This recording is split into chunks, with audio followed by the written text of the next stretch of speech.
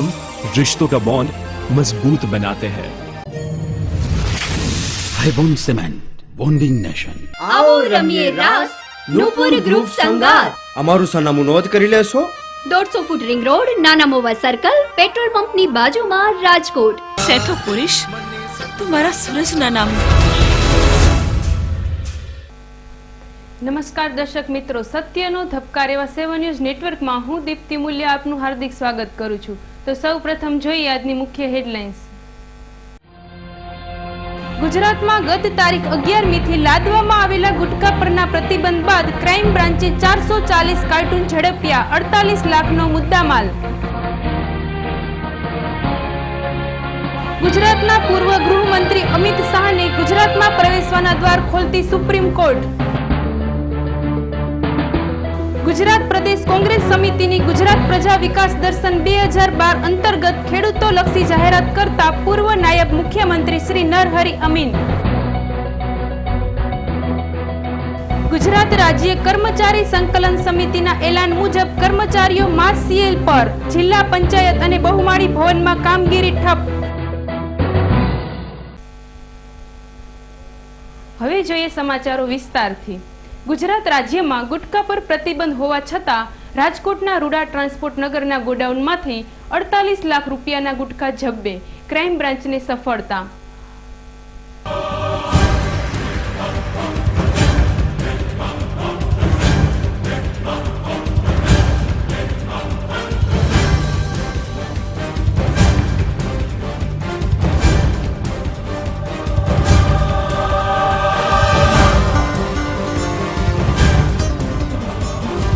રાજ્યભરમાં ગુટખા પર પ્રતિબંધ લાદવામાં આવ્યા બાદ સૌથી વધુ માત્રામાં ગેરકાયદે ગુટખા પકડી પાડવામાં રાજકોટ ક્રાઇમ બ્રાન્ચને સફળતા મળી છે।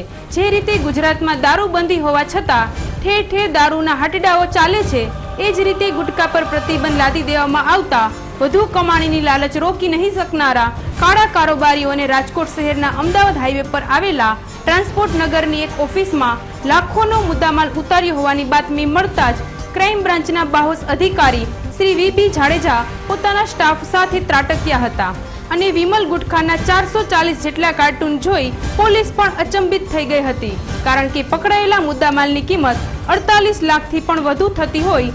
આટલી મોટી માત્રામાં ગુટખા ક્યાંથી આવ્યા અને કઈ રીતે લાવવામાં આવ્યા જેવી બાબતની તપાસ માટે પ્રતાપભાઈ કચ્છી ભાનુશાળી નામના શખ્સે આ જથ્થો ઉતાર્યો હોવાની વિગત બહાર આવતા પ્રતાપભાઈની અટકાયત કરી આગળની કાર્યવાહી હાથ ધરી છે। ગુજરાતમાં ગુટખાનો પ્રતિબંધ જાહેર કરાયો ત્યારે જ એવી ચર્ચા ઉઠી હતી કે આઝાદી મળ્યા બાદ ગુજરાતમાં દારૂબંધી લાદવામાં આવી છે, તેને હજુ સુધી પોલીસ સફળતાથી પાલન નથી કરાવી શકતી, ત્યારે આ ગુટખાકરનો પ્રતિબંધ કેટલો સમય ચાલે છે તે જોવું રહ્યું। ક્રાઇમ બ્રાન્ચના સ્ટાફે આજે ઝડપી પાડેલ ગુટખાનો આટલો મોટો જથ્થો ઝડપી પાડી અભિનંદન પાત્ર કામગીરી કરી છે અને આ જ રીતે જો પોલીસની લાલ આંખ રહેશે તો ગુજરાતમાંથી દારૂને દેશવટો આપવામાં ભલે નિષ્ફળ નીવડ્યા, પરંતુ ગુટખાના દાનવની જરૂર દેશવટો અપાવી શકાશે। અહેવાલ ધીરેન રાઠોડ, 7 ન્યૂઝ, રાજકોટ।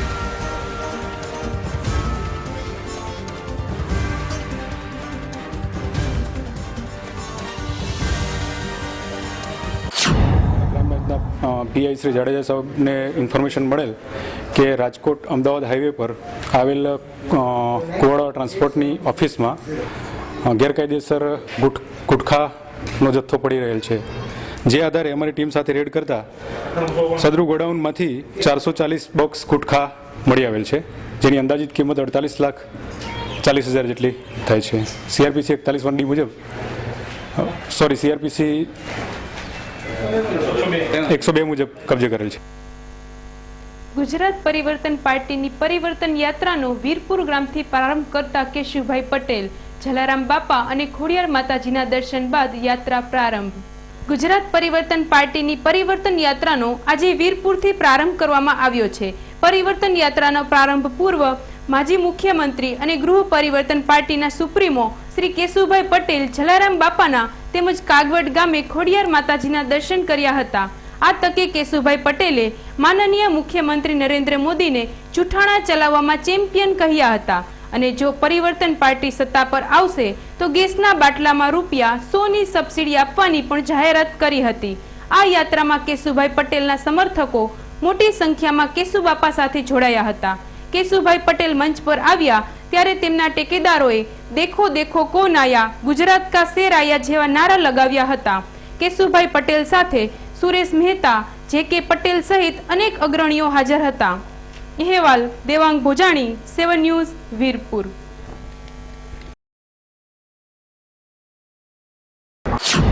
और मैं मनाने वालों से मानने वाला नहीं.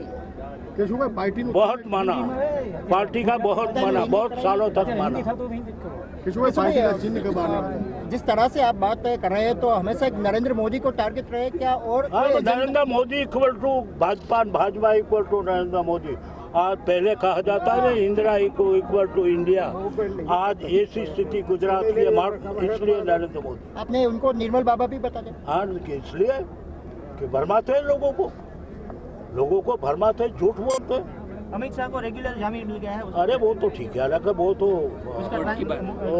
कोर्ट की बात है, उसके बारे में नहीं पढ़ा. आज वीरपुर से शुरू किया, क्या लोगों को क्या मैसेज देना चाहते हैं? मैसेज देना मैंने कह दिया, परिवर्तन दे दो. गुजरात में सत्ता परिवर्तन और सत्ता परिवर्तन के जरिए व्यवस्था परिवर्तन, और व्यवस्था परिवर्तन से सुराज्य, और सुराज्य देने वाले स्वराज तो मिला है, सुराज नहीं मिला. चुनाव चिन्ह कब घोषित किया जाएगा? वो तो 1 महीने. चुनाव चिन्ह कब आएगा? 1 महीने में मिल जाएगा.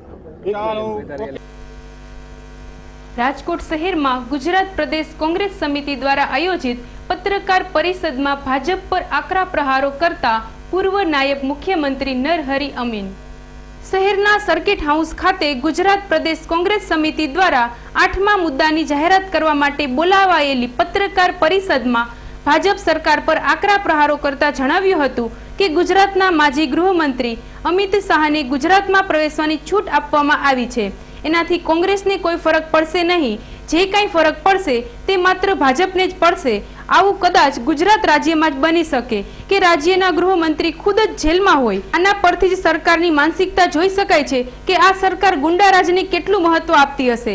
હાલમાં સુપ્રીમ કોર્ટ દ્વારા અમિત શાહને ગુજરાત પ્રવેશબંધી ઉઠાવી લેવામાં આવી હોવાથી તેમને ગુજરાતમાં પ્રવેશવાની છૂટ સુપ્રીમ કોર્ટ દ્વારા આપવામાં આવતા નરહરી અમીને આકરા પ્રહારો કર્યા હતા. અહેવાલ ધીરેન રાઠોડ, 7 ન્યૂઝ, રાજકોટ.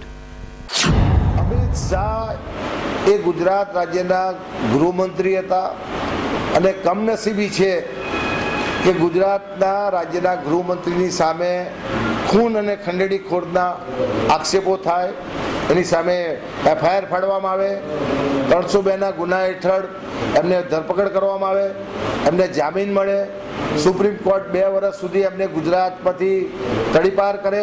અને આજે જ્યારે સુપ્રીમ કોર્ટને લાગ્યું કે ભાઈ એમના એ તડીપારના હુકમો રદ કરવામાં આવે, એ નોર્મલ કોર્ટની પ્રોસિજર છે. પણ કમનસીબી એ છે કે રાજ્યના ગૃહમંત્રીને આ દશામાં શા માટે આવવું પડે? એમણે એવી કઈ પ્રવૃત્તિ કરી, એવી એમણે કઈ કામગીરી કરી? બીજી કમનસીબી એ છે કે ગુજરાતમાં નરેન્દ્ર મોદીના શાસનમાં 22-23 જેટલા એન્કાઉન્ટરો કરવામાં આવ્યા. આજે રાજ્ય સરકાર હાઈકોર્ટ અને સુપ્રીમ કોર્ટમાં બધી મેટરો ગઈ, એના કારણે સુપ્રીમ કોર્ટે તપાસ સોંપી છે કે આ બધા ફરજી એન્કાઉન્ટર છે, ખોટા એન્કાઉન્ટર છે. તો રાજ્યના મુખ્યમંત્રી નરેન્દ્ર મોદીના શાસનમાં આટલા બધા એન્કાઉન્ટરો ખોટા થયા. સોરાબુદ્દીન હોય, કૌસરબી હોય, તુલસી પ્રજાપતિ હોય, આ એન્કાઉન્ટરોમાં અમિત શાહનું નામ સંકળાયું કેમ? તો રાજ્યના મુખ્યમંત્રીએ પોતાનો વહીવટ એ રીતના સંભાળવો જોઈએ કે જેમાં પોતે દોષિત સાબિત ના થાય. અને પોતે દોષિત સાબિત થયા છે. આ બધા એન્કાઉન્ટરો ફરજી છે એ કોંગ્રેસ પક્ષ કે હાઈકોર્ટ કે સુપ્રીમ કોર્ટ નથી કહેતી. ગુજરાત સરકારનું ગૃહ વિભાગ હાઈકોર્ટમાં કે સુપ્રીમ કોર્ટમાં જ્યારે એફિડેવિટ કરવાની થઈ ત્યારે રાજ્ય સરકારે એફિડેવિટ કરી છે, કોંગ્રેસ પક્ષે એફિડેવિટ નથી કરી કે આ બધા ફરજી એન્કાઉન્ટર છે. અને ફરજી એન્કાઉન્ટરની તપાસ આજે હાઈકોર્ટ અને સુપ્રીમ કોર્ટ કરી રહી છે. એ એની પ્રક્રિયા ચાલી રહી છે. CBI દ્વારા તુલસી પ્રજાપતિની જે અત્યારે FIR દાખલ કરવામાં આવી છે, એમાં પણ અમિત શાહનું નામ અને બીજા અધિકારીઓનું નામ દાખલ કરવામાં આવ્યું છે. છેવટે તો કોર્ટોએ નક્કી કરવાનું છે. કોઈ આ રાજકીય પક્ષોની આ દખલગીરી કે રાજકીય પક્ષોની લડાઈ નથી. જે ઘટનાઓ બની એ ઘટનાઓમાં જે ગેરકાયદેસર પ્રવૃત્તિ થઈ હોય, ગેરકાયદેસર કૃત્ય થયા હોય એનું નિરાકરણ કે એનો નિકાલ કોર્ટો લાવતી હોય છે. આજે સુપ્રીમ કોર્ટે એમને ગુજરાતમાં આવવાની મંજૂરી આપી, એ જ સુપ્રીમ કોર્ટે એને પાબંદી મૂકી હતી અને હજુ પણ એમના ઉપર બીજા તુલસી પ્રજાપતિના CBI મારફતે ચાર્જશીટો મૂકવામાં આવી છે. એ આવનારા દિવસોમાં કોર્ટ શું પગલાં લે છે એ કોર્ટ દ્વારા નક્કી કરવામાં આવશે. ગોંડલની તાલુકા પંચાયત કચેરીના બીજા માળે નરેગા રોજગાર યોજનાની ઓફિસમાં ભેદી આગ, મહત્વનું રેકર્ડ સળગીને ખાખ થયું. ગોંડલ તાલુકા પંચાયત કચેરીના બિલ્ડિંગમાં ઉપલા માળે આવેલ નરેગા રોજગાર યોજનાની ઓફિસમાં ગત રાત્રિના સુમારે આગ લાગતા પંચાયત ક્વાર્ટરમાં રહેતા કર્મચારીએ જવાબદાર અધિકારીઓ અને ફાયર બ્રિગેડને જાણ કરી હતી, પરંતુ ફાયર ફાઇટર આવીને આગને કાબુ કરે તે પહેલા મહત્વનું તમામ રેકોર્ડ બળીને ભસ્મીભૂત થઈ ગયું હતું. હાલમાં નરેગા યોજના હેઠળ વાછરા ગામમાં થયેલા કામ અંગે માહિતી અધિકાર હેઠળ માહિતી માંગવામાં આવી હતી અને અંદાજે 2 કરોડ જેવો ભ્રષ્ટાચાર આચરાયો હોવાની વિગતો પણ ચર્ચાતી હતી. ત્યારે આજે આ ભેદી આગ લાગતા ચોક્કસ વિગતોને દબાવવા માટે આગ લગાડવામાં આવી હોવાની ચર્ચા પણ ઉઠવા પામી હતી. બનાવની હકીકત તો તપાસ પૂર્ણ થયા બાદ જ બહાર આવશે. અહેવાલ Devang Bhojani, 7 news, Gondal.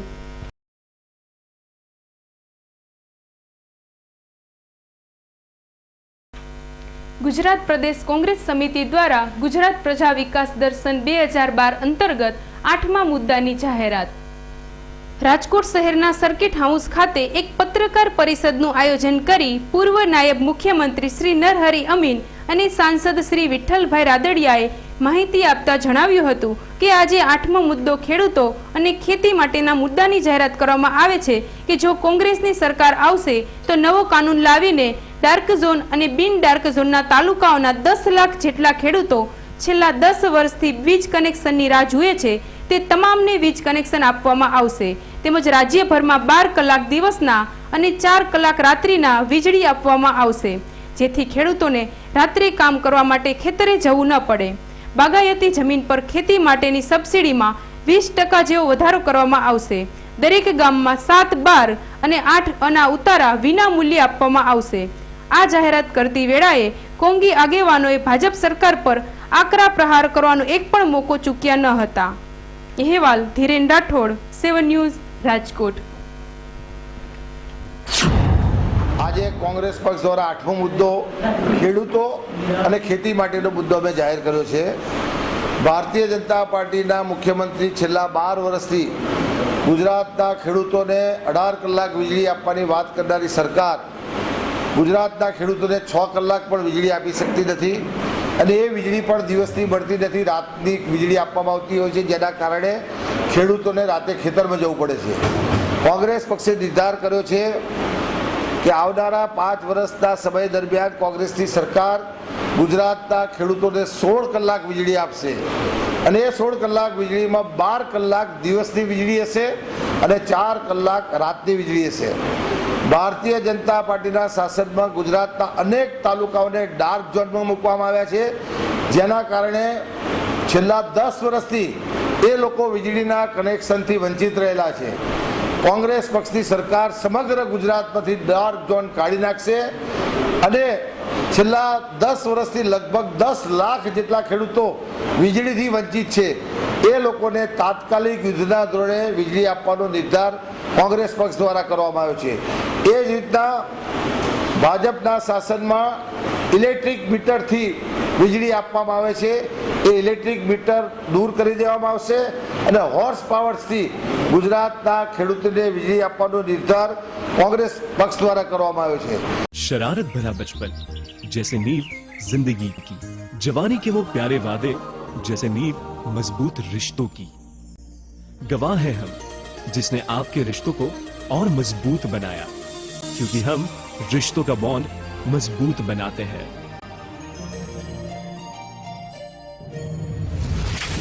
हाईबॉन्ड cement, bonding nation.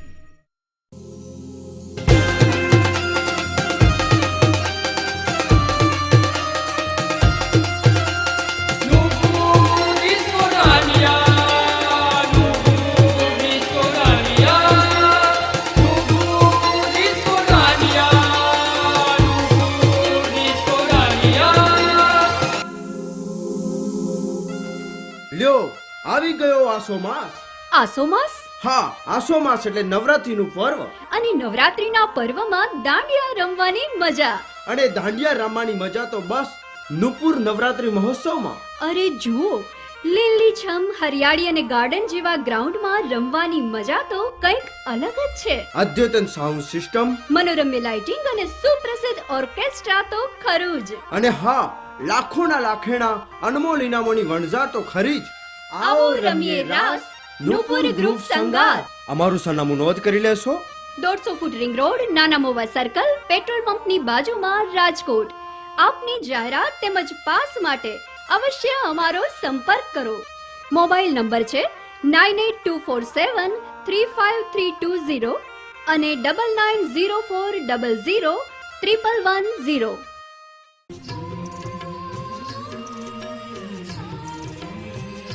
કપડે ના રાખું ડાઘો, મારું નો ભાગો.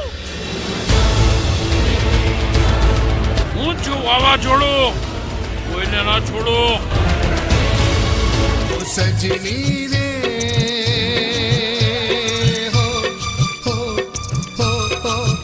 મને સપના સેતો પુરુષ તું મારા સૂરજના નામ.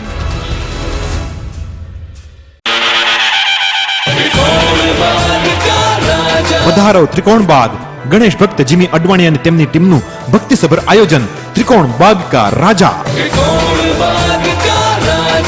સતત 13 વર્ષથી ગુજરાત રાજ્યનું સૌથી વિશાળ અને જાજરમાન આયોજન ત્રિકોણ બાગ કા રાજા. શ્રદ્ધા અને ભક્તિનું અનેરું ધામ. પધારો ત્રિકોણ બાગ. તારીખ 19 થી 29 સપ્ટેમ્બર રાજકોટના હાર્દસમા ત્રિકોણ બાગ ખાતે ત્રિકોણ બાગ કા રાજા. સંપૂર્ણ સાર્વજનિક અને લોક ભાગીદારીથી થતું શ્રેષ્ઠ આયોજન એટલે ત્રિકોણ બાગ કા રાજા.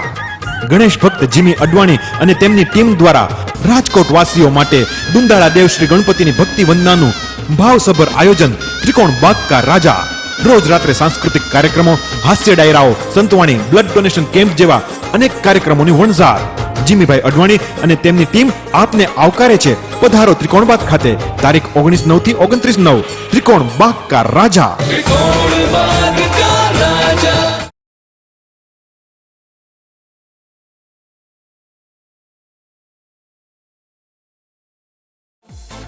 સમગ્ર સૌરાષ્ટ્રમાં એકમાત્ર ISO 9001-2008 સર્ટિફાઈડ મેન્યુફેક્ચરિંગ એટલે IQ ડિઝાઇન, જેમાં તમને મળશે revolving chair, computer chair, office chair, conference chair જેવી અવનવી લેટેસ્ટ ડિઝાઇનમાં અને અવનવા મનપસંદ કલરમાં 100 થી વધારે મોડેલમાં ઉપલબ્ધ. તો પહોંચી જાઓ IQ ડિઝાઇનના અદ્યતન શોરૂમમાં અને પસંદ કરો અવનવી ચેર. 27 ગુંદાવાડી, પલંગ ચોક. ફોન નંબર 0281 2220 002 તેમજ 98 250 78 997 92 277 77 72 રાજકોટ.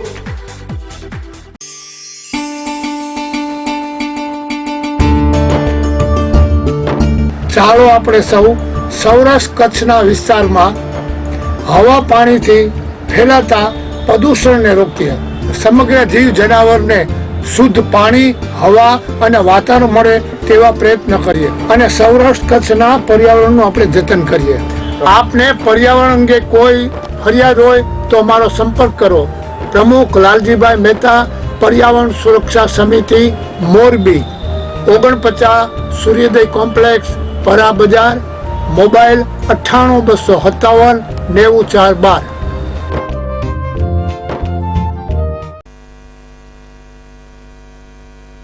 રાજકોટ શહેરના સર્કિટ હાઉસ ખાતે યોજાયેલી પત્રકાર પરિષદમાં ભાજપ સરકાર પર તૂટી પડતા પૂર્વ નાયબ મુખ્યમંત્રી શ્રી નરહરી અમીન.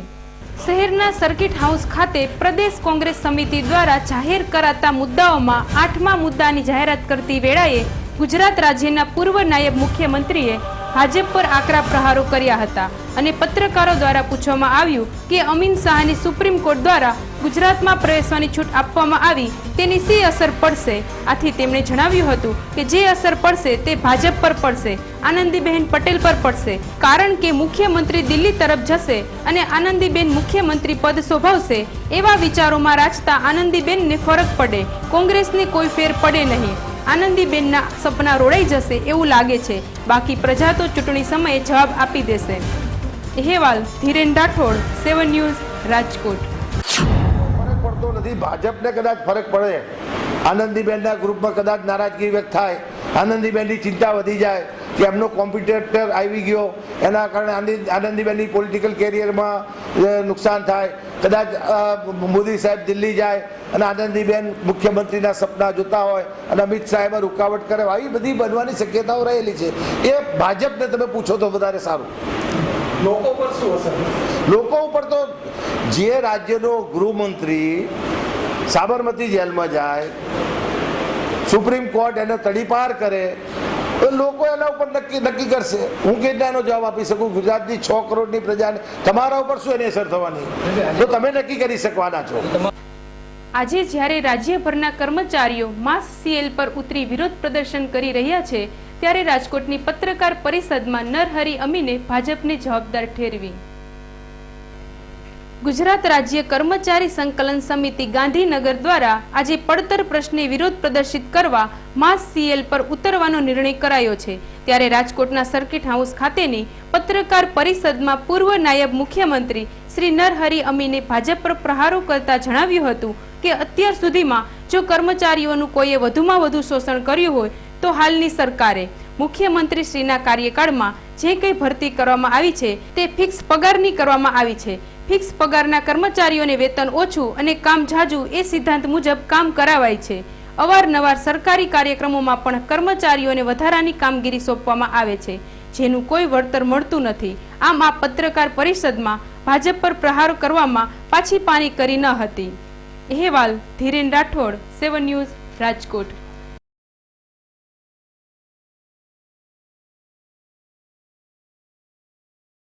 ગુજરાત રાજ્ય કર્મચારી સંકલન સમિતિ દ્વારા કરાયેલા એલાન મુજબ રાજકોટના કર્મચારીઓ એક દિવસની માસ સીએલ પર. ગુજરાત રાજ્ય કર્મચારી સંકલન સમિતિ ગાંધીનગર દ્વારા કર્મચારીઓના પડતર પ્રશ્નોનો નિવેડો નહીં આવતા એક દિવસીય માસ સીએલ પર ઉતરી ગયા છે, જેમાં જિલ્લા પંચાયતના તમામ કર્મચારીઓ લડતના ભાગરૂપે માસ સીએલ પર ઉતરી જિલ્લા પંચાયતની તમામ શાખાઓ, તમામ તાલુકા પંચાયત, સબ ડિવિઝન આરોગ્ય શાખા નીચેના તમામ પ્રાથમિક આરોગ્ય કેન્દ્રો, બ્લોક હેલ્થ ઓફિસ, સંકલિત બાળ વિકાસ યોજનાની કચેરીઓ તેમજ સિંચાઈ વિભાગના વર્ગ 3 અને વર્ગ 4ના તમામ અધિકારીઓએ પોતપોતાના માસ સીએલના રિપોર્ટ ગઈકાલે સાંજે જ ઓફિસમાં આપી દીધા હતા. આ ઉપરાંત બહુમાળી ભવનની કચેરીઓમાં પણ તમામ કર્મચારીઓ પડતર પ્રશ્નો માટે રાજ્યભરમાં હાથ ધરાયેલા આંદોલનાત્મક કાર્યક્રમોમાં જોડાઈને માસ સીએલ પર ઉતરી ગયા હતા. અહેવાલ ધીરેન રાઠોડ, 7 ન્યૂઝ, રાજકોટ.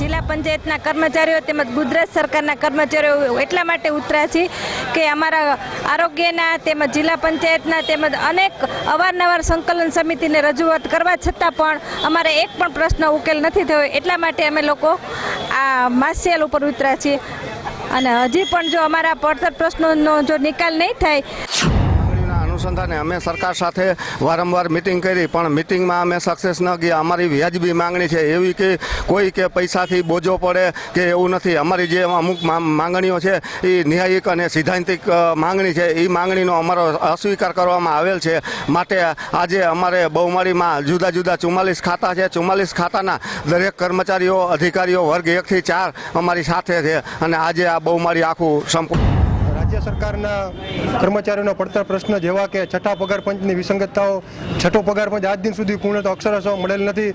તે સિવાય હાઈકોર્ટે જે ફિક્સ પગારના કર્મચારીઓને પૂરા પગાર આપવાનો નિમણૂક તારીખે આદેશ આપેલ છે તેનું પણ પાલન ન કરી અને સુપ્રીમ કોર્ટમાં કેસ કરેલ છે.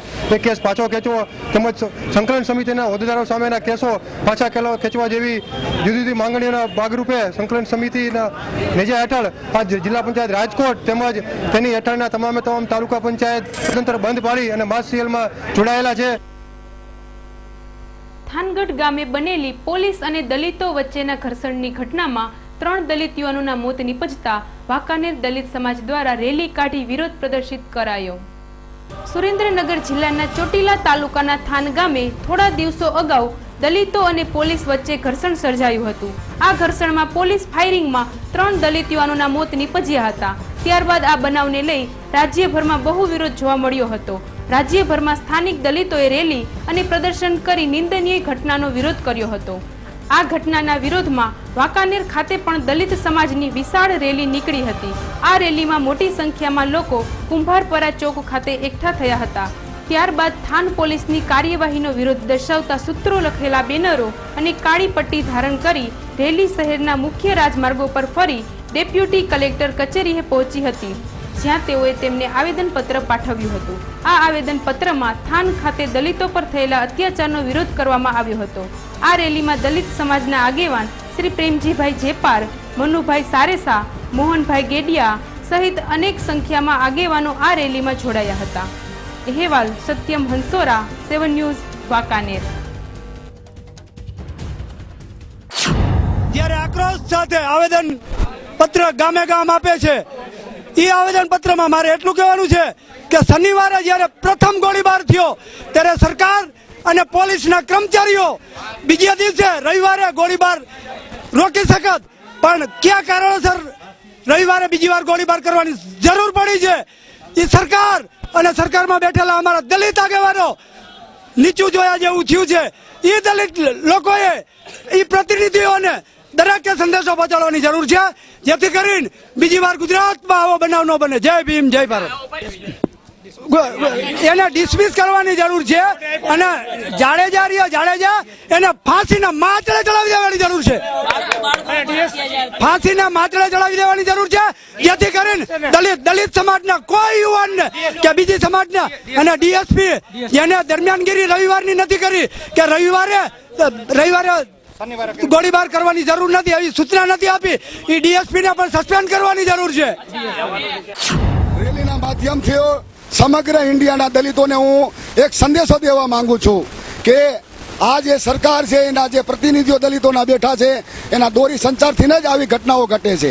જુનાગઢમાં થયો, રાજકોટમાં થયો, ગોંડલમાં થયું અને છાસવારે આખા ઇન્ડિયામાં આ જે ઘટના બને છે એ દલિતોની કમજોરી નો સમજે, અમારી આ સહનશક્તિની કસોટી નો લે, નકર હવે ઝારખંડ અને ઉત્તરાંચલ, એમપી અને નાગાલેન્ડની જેમ આપણે અહીંયા નક્સલવાદની જેમ હથિયારો દલિતોને ઉપાડવાનો પડે અને જેથી હથિયાર દલિતો ઉપાડશે એની જવાબ. રાજકોટ શહેરના હરિઘવા રોડ નજીક આવેલ રામેશ્વર સોસાયટીમાં ગણપતિ મહોત્સવનું આયોજન, રોજે રોજ બટુક ભોજન સહિતના કાર્યક્રમ.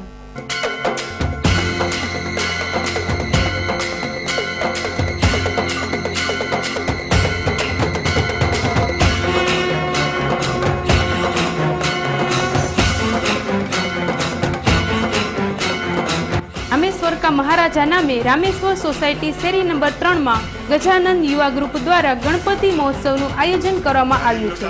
આ મહોત્સવમાં રોજે રોજ બટુક ભોજન ઉપરાંત સત્યનારાયણ કથા ઉપરાંત અનેક સાંસ્કૃતિક કાર્યક્રમોનું આયોજન પણ કરવામાં આવે છે. તેમજ ગણપતિ દાદાને 151 કિલોનો લાડુ પણ પ્રસાદી રૂપે ધરવામાં આવ્યો હતો. આ આયોજનને સફળ બનાવવા માટે જાણીતા લોકગાયક અને સંતવાણીના કલાકાર શ્રી ભાવેશભાઈ વાઢેર તેમજ ચિરાગ ચોટલિયા, રવિ વેગડ, જિગ્નેશ મનાણી સહિતના અનેક યુવાનો જહેમત ઉઠાવી રહ્યા છે. અહેવાલ પ્રશાંત પરમાર, 7 ન્યૂઝ, રાજકોટ.